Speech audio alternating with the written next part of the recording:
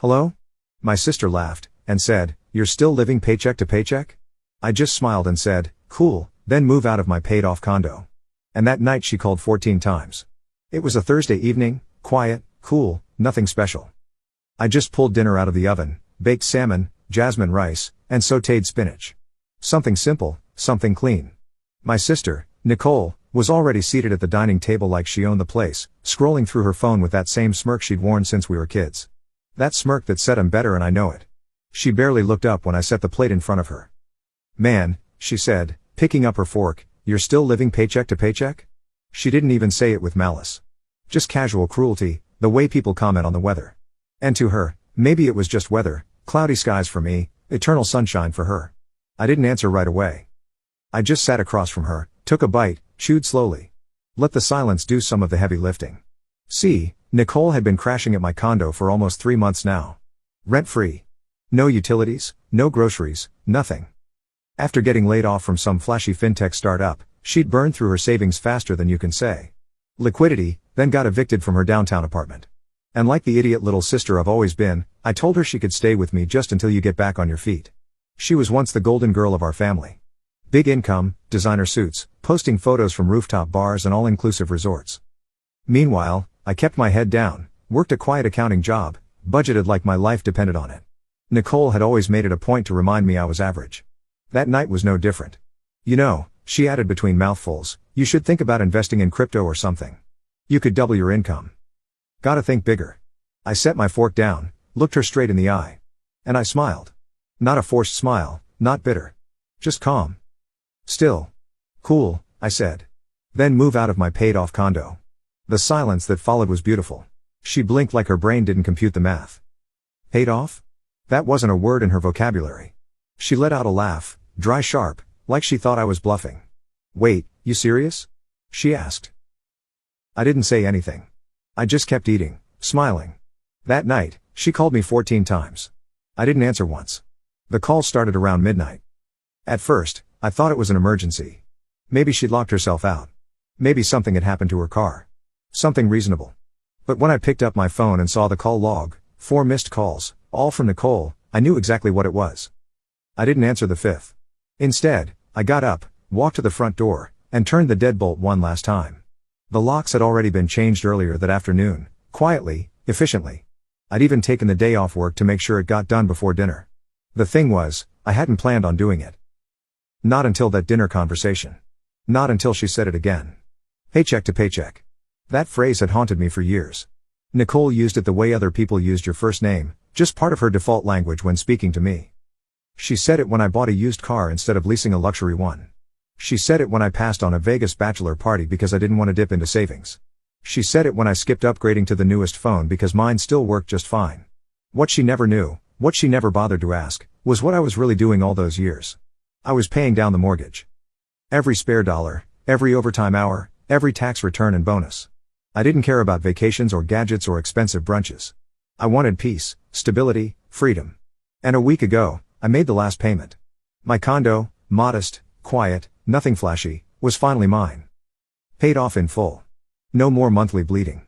No more watching the bank eat half my paycheck. And here Nicole was, sitting under my roof, drinking my filtered water, wearing my slippers, and mocking me for not living large like her. So yeah, I changed the locks. I bagged her stuff neatly, folded clothes, electronics, even that ridiculous LED toothbrush she swore was life-changing, and set it all gently in the hallway outside my door. I even included a small envelope with 2 things inside, a $20 bill and a note. It said, "Being broke is tough. You'll figure it out, right?" That was it.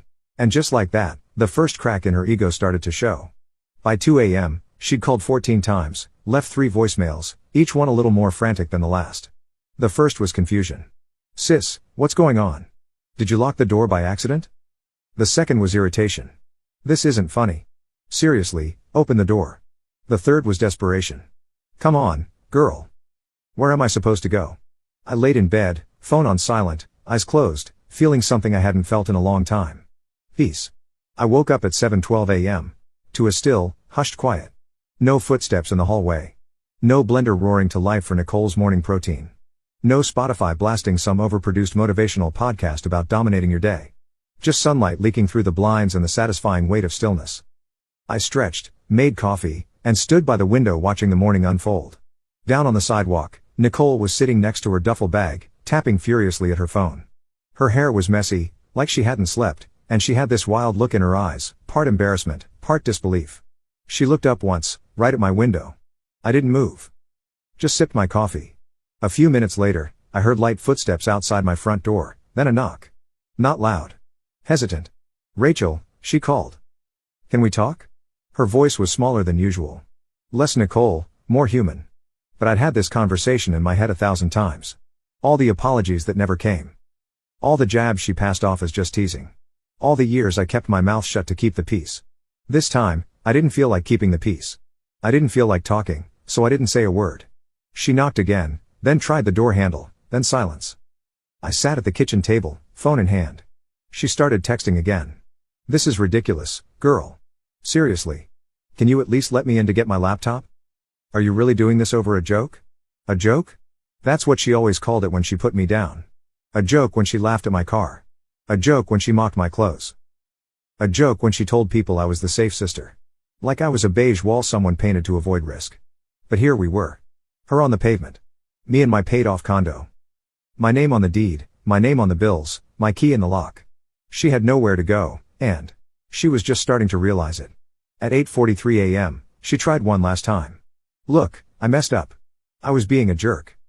Can we just talk?" Still, I said nothing. Because here's the thing about Nicole, she'd said sorry before. Every time she crossed the line, every time she went too far, she knew exactly what to say to get back in. And I'd always let her. But this time, she wasn't just out of luck. She was out of rope. And for the first time in our lives, I wasn't reaching down to pull her back up.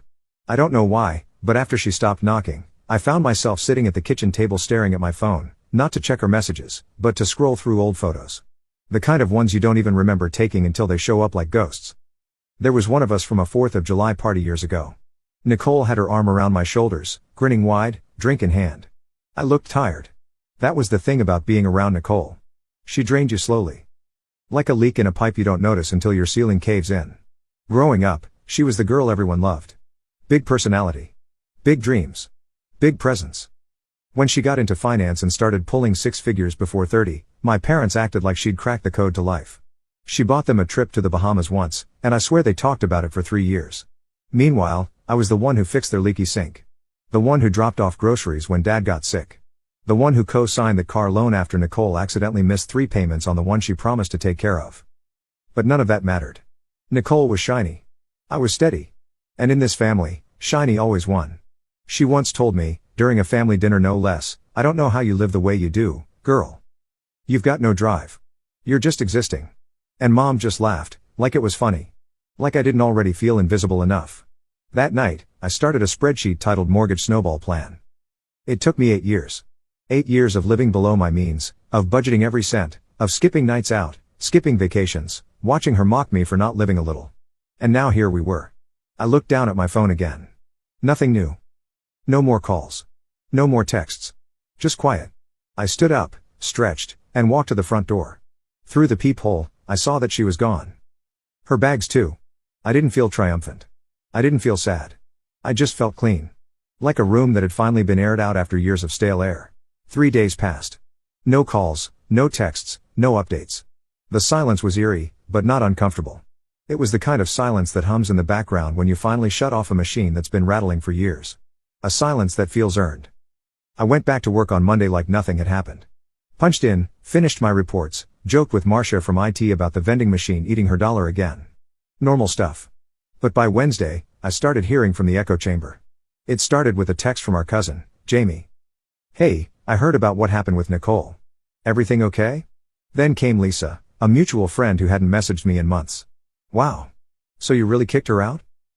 That's kind of harsh, isn't it? And that's when I knew Nicole was doing what Nicole always did, telling half a story, painting herself as the tragic figure, the sister who was just joking around and got thrown to the curb. I didn't reply to any of them. I didn't need to. I already knew how this part of the cycle went. Nicole wasn't used to consequences.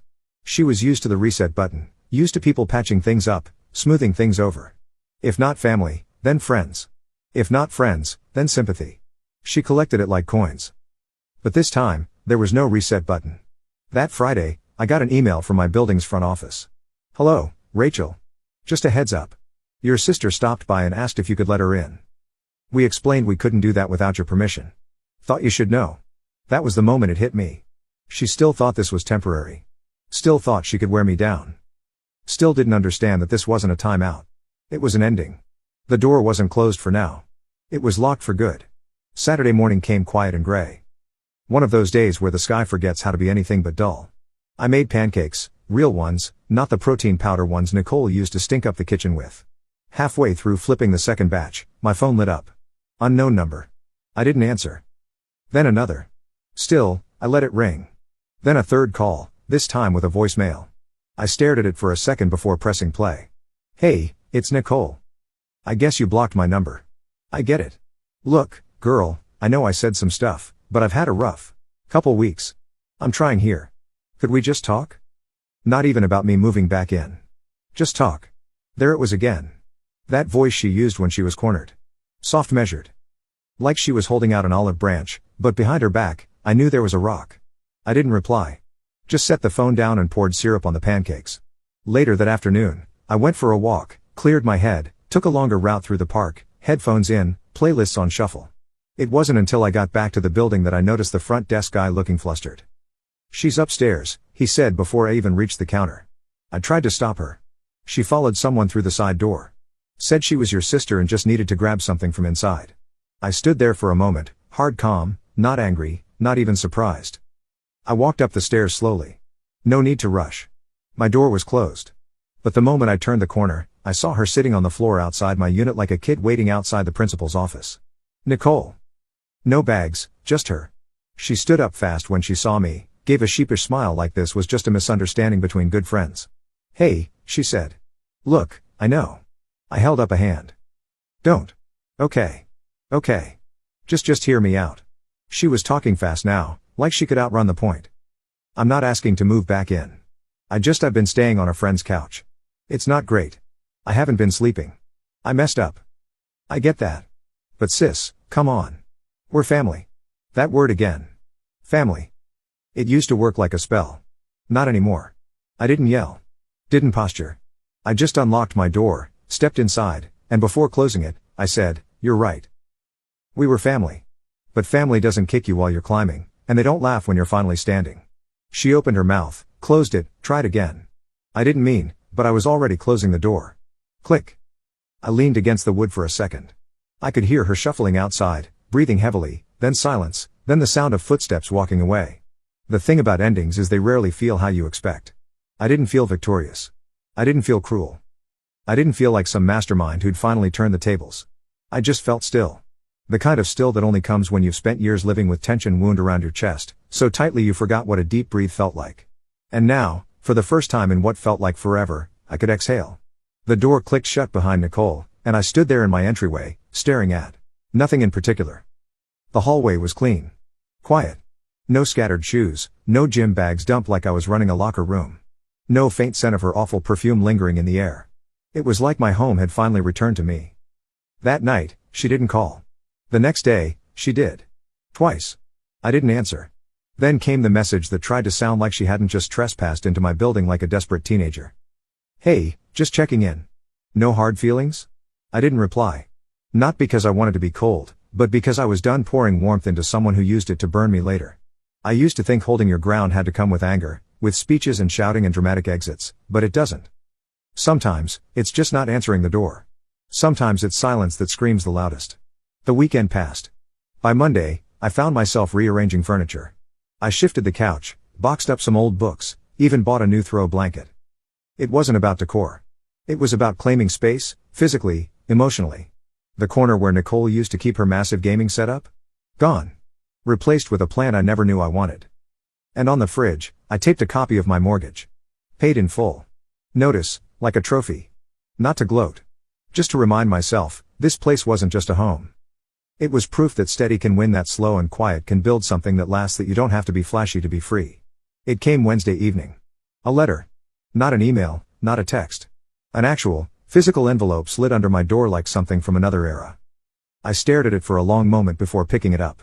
No return address, just my name, written in Nicole's unmistakable handwriting, too confident, too wide, like it needed to take up more space than it earned. I debated throwing it away. But something told me to read it. Not because I was hoping for redemption, but because I was curious what version of herself she was selling now. I opened it. No greeting. No. Hey sis.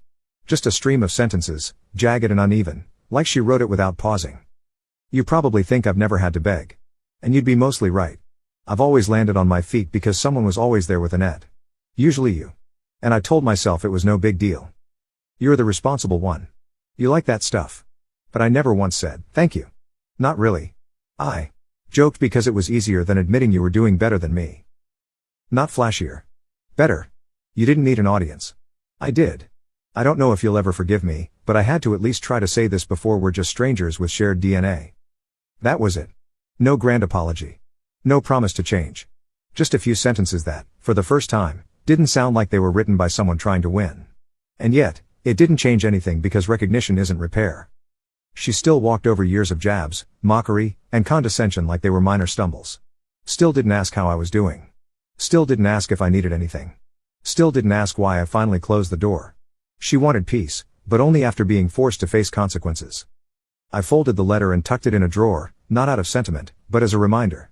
A keepsake from the day I finally stopped letting history rewrite itself. That night, I slept better than I had in years. The weeks that followed felt like someone turned down the volume on my entire life. No phone calls. No surprise visits. No sarcastic one-liners tossed across the kitchen like little grenades. Nicole was finally gone, not just physically, but emotionally. No longer in my space. No longer in my mind. Just absent. It's strange, isn't it? How someone can take up so much space when they're around, and yet when they're gone, the absence feels like fresh air. I started doing things I hadn't done in years. Cooking real meals, not just functional dinners to feed two. Reorganizing the closet without having to make space for someone else's scattered mess. Sitting on my own couch, my own coffee in hand, on my own timeline, and feeling no need to justify any of it. I even started playing guitar again, something I hadn't touched in ages. Nicole used to mock it. Your little hobby. She'd call it like anything that didn't feed into a resume was a waste of time. But that first night I picked it up again, I strummed until my fingers ached. Not because I sounded good, I didn't. But because it felt like taking something back. Some nights I'd sit on the balcony and just listen to the city, to the wind in the trees, to the silence that used to be filled with someone else's noise. I didn't realize how much energy I'd spent bracing for Nicole's next jab, next insult, next needy favor disguised as a joke. Living with her was like walking through a room full of glass with bare feet. Nothing happened yet, but you were always ready to bleed. I ran into Jamie, the cousin who'd messaged me a few weeks earlier at a coffee shop. She asked if Nicole and I had patched things up. I just smiled and said, no need. She blinked confused. You're not going to talk again? I think we already did. We just didn't realize the last conversation was the last one. And that's the thing. Sometimes people don't leave. You just stop opening the door. Letting Nicole go wasn't an act of anger. It was clarity. For years, I thought keeping the peace meant keeping her close. But peace isn't proximity. Sometimes it's distance. A locked door. A voicemail unanswered. A note read once then put away. I wasn't punishing her. I was protecting myself. And for the first time, I didn't feel guilty for that. I felt free. Bye-bye.